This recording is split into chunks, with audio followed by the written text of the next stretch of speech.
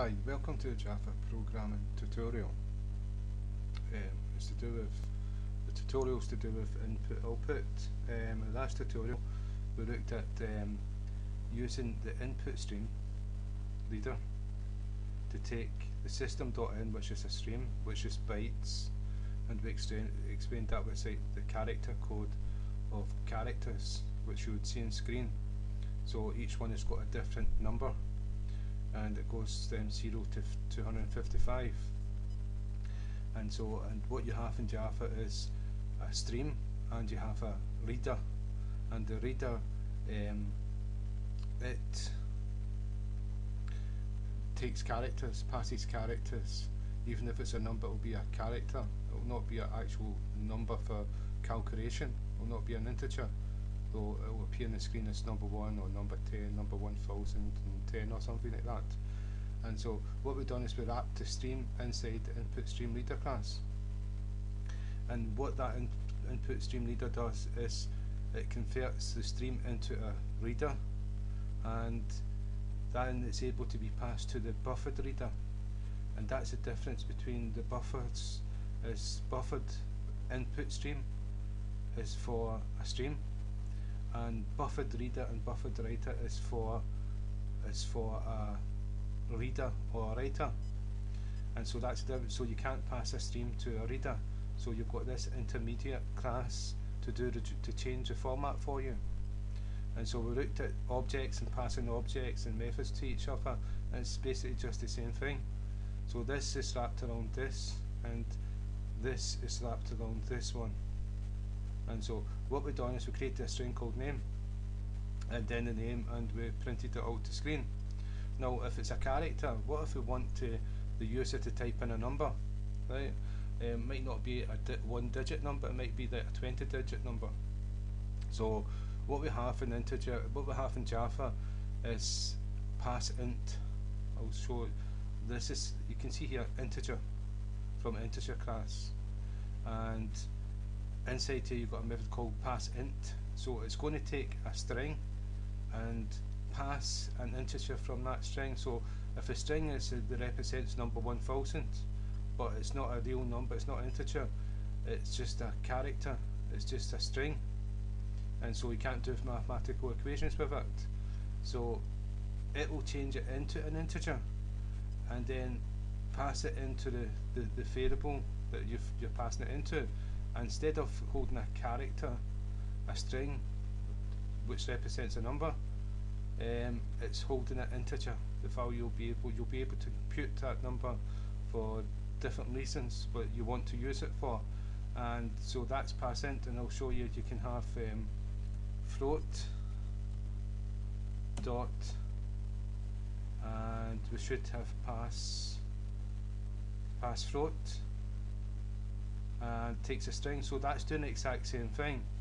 And so this is used for when you're using the input output. So the input, you're passing, what you're doing is you're going to get a character. Instead of having bytes, what can you do with bytes? We can't read them. So if you put bytes, hello world is bytes on screen, it'd be just a combination array of numbers, and they wouldn't know if you were being nasty to them, or just being nice saying hello world, have a nice day and all that. They wouldn't know this. Just would it make sense to them? And so this is why you have a reader and a writer, but it's all characters. But the problem is when you want the user to type in an integer so that you can calculate something from it, then you would use the pass int. And if you wanted a float, you'd use the pass float the exact same way, and a double. So capital should be the same way. So we should be able to have a pass double. Let's see if that's true. Pass double, there you go. Right? Yeah, I was hoping that was right there. It would be terrible if it wasn't there. But anyway, but you can see that that's how you pass a real number from a string, and that's important for reading information. Like if you've got a file, it's going to read all the characters from the file, right?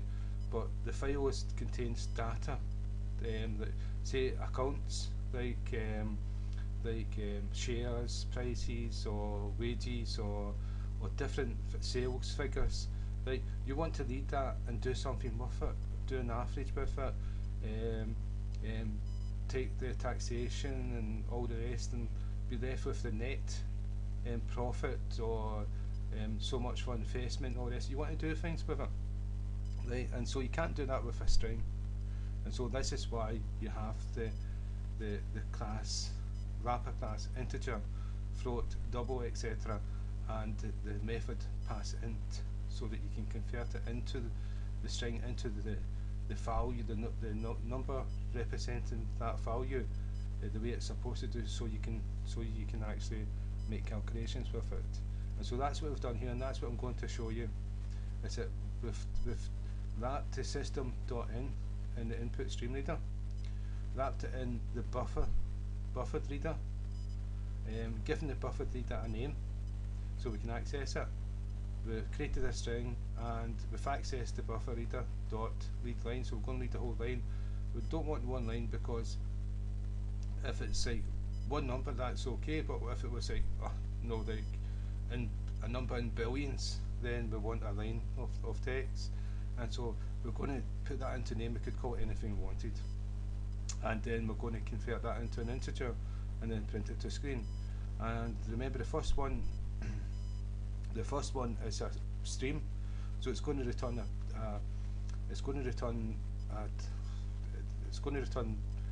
bytes. And so I'm going to type in 33. It's going to return the ASCII code for 33. Then I'm going to type in 33 for this one here, and it's going to show you that it's going to return 33, because we've used the integer pass int, and we're going to do some sums with it. So what we're going to do to prove that with number, after the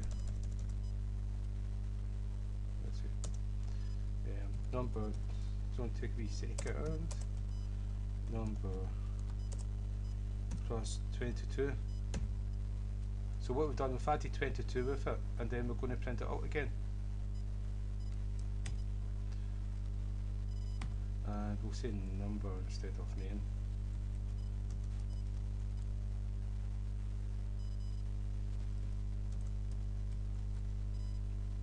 Right. And just say after.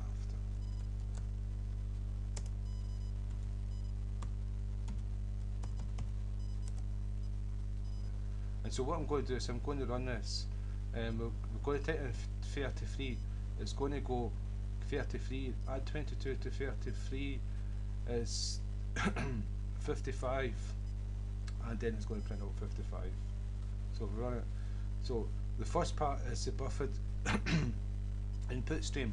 So this is the bytes. It's going to return bytes. So we're going to do 33, hit enter, and you can see 51 is the ASCII code for 33. Now we're going to type in 33, hit enter. It's going to return 33, print out 33, and then it's going to add 22 to 33, which is 55. And there you go, 33, 55. I've just done this bottom part to show that it is a real integer and we can do calculations with it, and we got it from user input. And so that's for this tutorial. We're going to continue with this theme, and so I hope that's helped, and thank you for your time, and thank you for listening.